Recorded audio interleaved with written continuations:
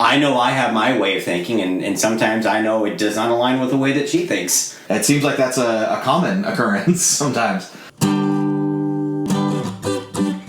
Just a couple of guys dropping nuggets of wisdom as we talk about life, the universe, and, well, everything. Welcome to WizNugs. Welcome back to WizNugs. I'm Casey. And I'm Cisco. Today we're going to be talking about reframing. So are we talking about, like, house framing? What are we talking about here? No. Room framing? We're talking about reframing a situation mentally. Okay. So like a problem? Well, in this particular exercise, it's a way of taking, they're called cognitive distortions by the professionals. A problem. A thought problem, or a train of thought, or intrusive thoughts, or something that you don't want to have in your head. Okay. But it keeps coming in there. Or it's just sometimes it's just an attitude. Sometimes it's just a way of thinking about something that is less than helpful. And you want it to stop, and you want to change your way of thinking about maybe the world, maybe your relationship, maybe your boyfriend or girlfriend. It's that thing that you can do to actually help change your mind. So, as an example, would be like, something happened in the morning, I had an argument with my wife, and now that's what I've been focusing on all day is Exactly. that argument. Exactly. Okay. So, with that example in mind, the gist of it here is you can use this exercise to change the way that you're thinking about that argument and maybe see her side of the story. Okay, which is sometimes it's kind of hard to do, right? Because I know I have my way of thinking, and sometimes I know it does not align with the way that she thinks. Right? Right. It seems like that's a common occurrence sometimes. So the way the exercise works is first you have to recognize that you've got a thought pattern that you don't want to keep. Oftentimes these are referred to as cognitive distortions. There's a whole list of them, so if you Google cognitive distortions, you'll get a nice chunk. There's probably about 20 that are like generally recognized. And these distorted ways of thinking can impact us without us even knowing it. There's lots of graphics online available that talk about how to do this. And the start is there's always some kind of event. There's some kind of thing that happens. Then my wife moved my toothbrush. Sure. And then there's an emotional response that we have, an interpretation. Yeah. Usually that interpretation isn't even something that we're aware is happening. It happens in an instant. It goes, the input comes into our brain through our senses, and then it filters through our memories. It filters through coping strategies that we've used in the past, our history. Is this a threat? That kind of thing. Sure. So like that in that example is like, why can't she leave it alone? Why does she move it? She knows it makes me mad every single day when she does that. I tell her, come home, why do you move my toothbrush? Why can't you just leave it alone? Why does it bug you? And it may even go back deeper and further than that, and you don't even remember, but when you were a kid, your older brother used to steal your toothbrush and use it to clean the baseboards or the toilet or something gross. If I was lucky. And this is one of those things where that might not even be on your mind, and you don't think your wife is doing that, but you and toothbrushes go way back. And that just triggered, like you said, an unconscious and a memory that I can't control, and instantly I'm back in that mode of this is happening all over again. And especially feelings of vulnerability run deep. So sure, if you're feeling triggered is a great word that's floating around in society right now. The idea that you're triggered by a current thing based on some previous trauma or problem that you had, that happens all the time. Well, we do that, right? We associate things in that nature, right? So we talked about this, and some event happens, and that brings up a memory or something of that nature, and then instantly we go into that feeling that we last had when something of a similar nature happened, because that's how our brains work. Right. So the next step in the process then is we have an emotional response to the event based on our interpretation. Okay. And then as that cycle continues on, that emotional response then informs our actions. So when our actions are picking up, maybe because your wife moved your toothbrush, you're feeling mad. Right. How dare she? How dare she move my toothbrush?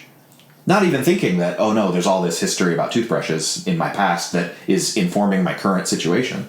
But the important part of all of this is that by noticing, first of all, when you last felt good, Okay. can help you understand what event triggered the problem. Okay. Because you might not even know. You just, suddenly I'm feeling crappy today. I'm just mad. All right. Well, sometimes we say I woke up on the wrong side of the bed. Right. But what does that really mean? It means there's something going on that you're not aware of. There's processes happening mentally that you're not in control of and you're not aware of. So reframing is an exercise that you can do to take the edge off that and maybe even turn it around. So in this case, we might stop and say, okay, when did I last feel good? Well, before I went looking for my toothbrush. That was when I remember feeling good. Right. Then I looked for my toothbrush and couldn't find it in the place that I'm pretty sure I left it. That's when things changed. Okay. If that's the problem, then what is my interpretation of that? Sometimes we have to stop and actually write this down in order to figure this out, to think of why is this bothering me? Because maybe we're in that emotional tunnel at the moment and we can't really figure it out because I got to get done feeling the way that I need to feel before I can get back to rational thought, rational process. And like, okay. I know that I was mad, but why? Oh, what happened today? I got up, I went to the bathroom, and my toothbrush was missing. And that's what it was. And suddenly you're seeing red. Okay. So isolating that down as much as you can, it can help you to move to that next step of why did that bother me? Well, I wanted my toothbrush and I needed it right then to brush my teeth and I couldn't find it when I needed it. And now I'm concerned about time. And we're realizing that the issue is my feelings about my toothbrush.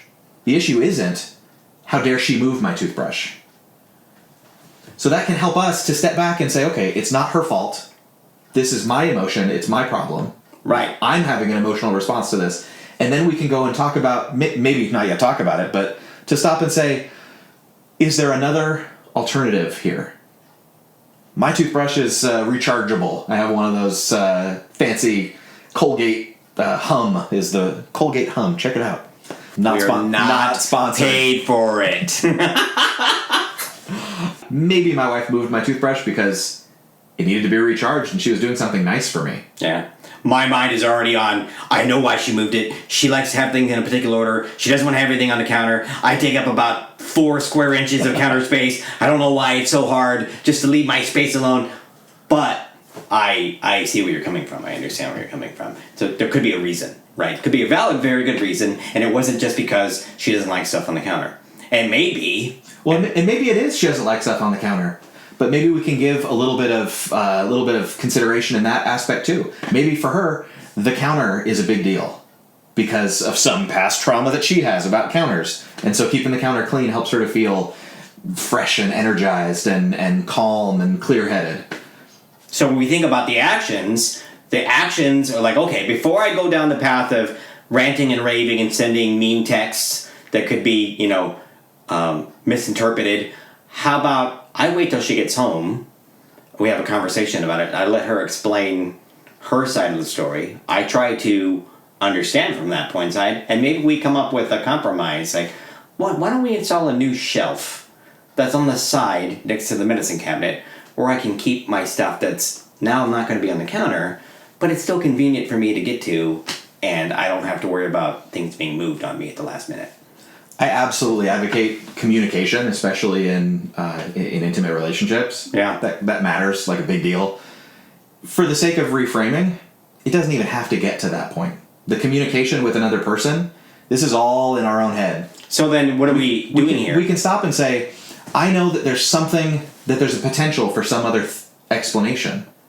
Okay. So if I'm locked into a thought pattern of, I'm so mad at her, she does this all the time, she knows it bothers me, she's doing a problem, and then you treat her poorly because you're mad at her. Right. Well, yeah, you should probably discuss it. You should probably cool down first, hopefully, do the breathing exercises, and then talk about it. That's helpful. In this case, the reframe is all, the essence of it is, I want to change my instinctual reaction. Okay. And most of the time we don't even know what our interpretation is. We don't even know why we're responding the way that we are. It just comes.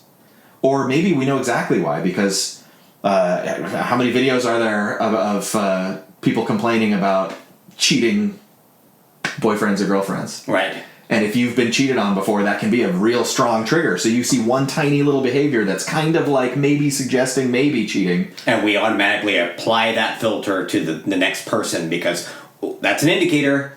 Yeah, that's a red flag. And maybe it is. I'm not trying to say that you should just ignore red flags, but I am trying to say working out possible alternative explanations can help us get through negative thought patterns. And because we already have these negative thought patterns, they're part of us. It's learning to take that filter off because it doesn't necessarily apply in every single situation. Yeah, so we've only mentioned so far talking about a disagreement with, significant other. Right. But what if every time I see my boss, I get heart palpitations because I had a boss previously that stressed me out, that was always mad at me, that was always... And so now when I see my current boss, I just freak out. Completely different guy, completely unrelated, but my relationship with authority is that, he's going to yell at me about something. I'm going to get fired, I just know it. So it's like, hey, Cisco, how you doing? Kind of like that, sort of. Could be. Could be, right? That's another one of those indications of if you stop, dig deeper, go backwards a little bit in your mind, replay the day and say, is there another explanation? Is there another reason why my boss is coming up to me? Maybe he wants to tell me how awesome I am. Well, I know if I was your boss, I would be doing that on a regular. Well, thanks. But yeah, I get what you're saying. I mean, we bring our past experiences with us, subconsciously and consciously. And we sometimes notice that we do things intentionally or unintentionally because we get put back into that scenario. When you say the boss, in this boss scenario, you may have had a terrible boss who every time you saw them, they made you feel worthless or they unappreciated, or they asked you to stay late every single day, and as you're sitting there typing away or doing whatever you do, you see them walk out of the building like there's no problems in the world. Like, wait a minute, why am I the only one here? You leave that place, you go to a new place, and your instant thought is, this guy's going to be just like the last guy, right? And there could be no correlations whatsoever, but you already have the mindset. You're already applying the filter. When I see a boss walking to me, that means bad news, and I'm going to do everything I can to avoid the situation. Right? So it's worth also including in here that other things that can color our interpretations. Sometimes it's just, I'm dehydrated. Yeah. So I've got a little bit of a headache. Or hangry. How about that? Right? If I'm hungry, I'm angry.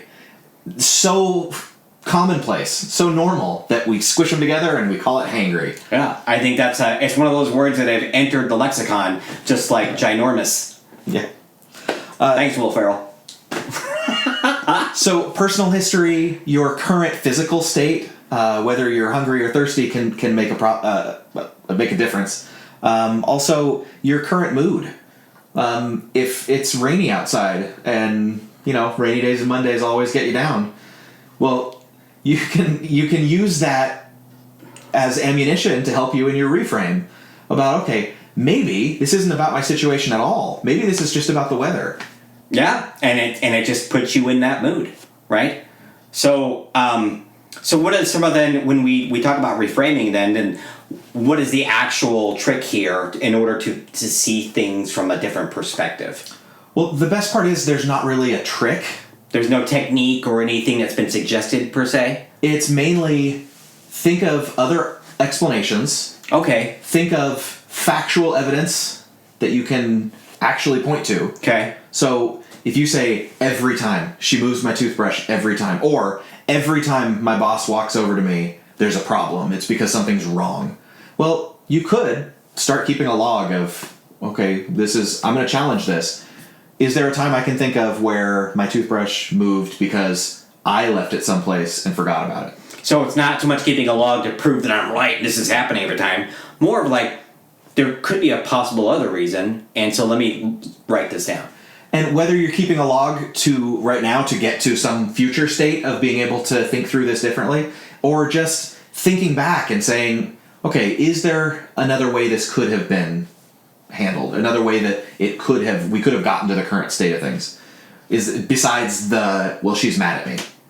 Okay. Another really easy example is, okay, I sent a text message to someone and they didn't respond in the time frame that I thought they should. Right. They must be mad at me. They're ghosting me. They actually hate me. They're probably sitting around with all of their friends right now laughing at me. Right. Because I sent a text. Oh, I better make sure she's not mad. Are you mad at me? Right? Whereas you might just stop and say, you know what? This is asynchronous communication.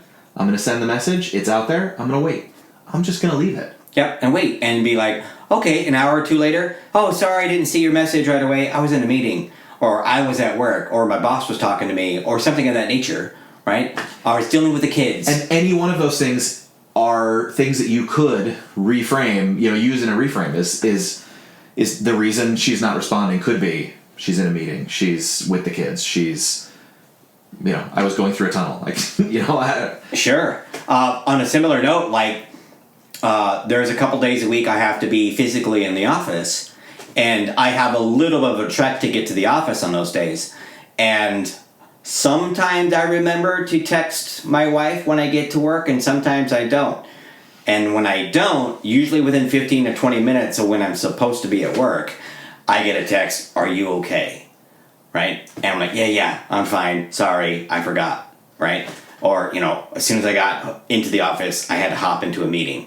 And she's been pretty good over time about sometimes he forgets, and it's not that he's been in an accident, he hasn't been pulled over, nothing of that nature. It's just he hasn't sent me the text yet that he's there. Right? So, but I know that it's like it's 9 o'clock, he hasn't texted me yet. Why hasn't he texted me? Are you okay? Are you okay? Do I need to call? Is something going on? And this has happened, not even just at work, but it's happened on other occasions. But it's the idea maybe he's not in an accident. Maybe he did just get to work and he's in a meeting. Maybe as soon as he got there, he had to use a facility and he's indisposed at the moment. And again, those are great examples to be able to stop and say, how many times have I texted and the response comes back immediately, "Sorry, I was in a meeting," or "Sorry, I just forgot. I'm here. Everything's fine." And that can help us to reframe that thought pattern and change it from catastrophizing. That's one of the cognitive distortions. Sure. Thinking that everything is a catastrophe. Everything is the worst possible scenario. You stop and say, okay, in this case, how many times has it been the worst possible scenario? How many times has Cisco been driving to work and gotten in a horrible accident?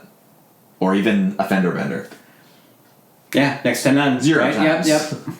Or maybe it happened one time 6 years ago, and now that's on my mind every single time. Yeah. Because that's unfortunately one of the ways that our brains work sometimes, is hanging on to that one worst case scenario because it did happen once, or hey, it could happen. Mm-hmm. But reminding ourselves in that moment, this is another thing that helps along with deep breaths and turning off that stress response, or at least minimizing it, tamping it down a little bit, is to stop and think, how many times has that happened? 1 time, 0 times. How many times has Cisco driven to work? Oh, thousands of times? Okay. So percentage-wise, statistically, we're really, really low. Yeah, so maybe the next time is he didn't text me at 9 o'clock. I'm just going to send a text, "Hey, just let me know when you get there." Or let me know when you see this message. Right? Right. Instead of being, "Are you okay? Did something happen?" Yeah, I get it. I understand what you're saying now. When we use reframing as an exercise, it can help us to cycle through some of these negative thoughts. Sometimes the negative thoughts are deeper than the examples of a toothbrush or even a boss. Sometimes the negative thoughts kind of get into that doom spiral of, well, they hate me. Well, they should hate me because I'm awful, because, I screw things up all the time. I'm a bad person. And then it gets worse and worse and worse. And we can challenge that. We can stop and say, wait, I do have friends. I have people that respond to me. And this person even responds to me, but they're just not doing it right now. That's okay. I can be patient. I can wait. Past has shown me that things are going to get better. And don't necessarily apply every single thing that's happened to you negative-wise. apply that filter to the next person or anyone else around you, because as cliche as it sounds, we're all different, and we all don't have the same mentalities or perceptions or even sometimes even mechanisms to handle things. So even if somebody did something bad to you in the past, that doesn't necessarily mean take that with you forward and apply that to the next person, because they're going to just be that same person, and I have to be on guard from the get-go. Exactly. So, in summary, when you're noticing negative thoughts that you want to change that pattern, be aware of how you're feeling, how you're thinking. Go back, challenge your assumptions, your interpretations with facts, with alternatives, and then create a positive feedback loop. Take those things and apply them to your current situation, to your future situation. And as you practice this, you'll be able to change your mindset into something that's maybe more healthy, maybe more positive.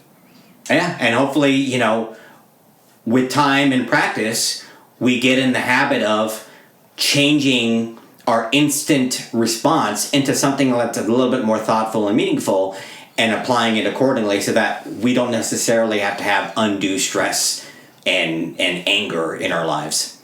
So just thanks for joining us today. I'm Cisco. And I'm Casey. And thanks again, and we'll see you next time.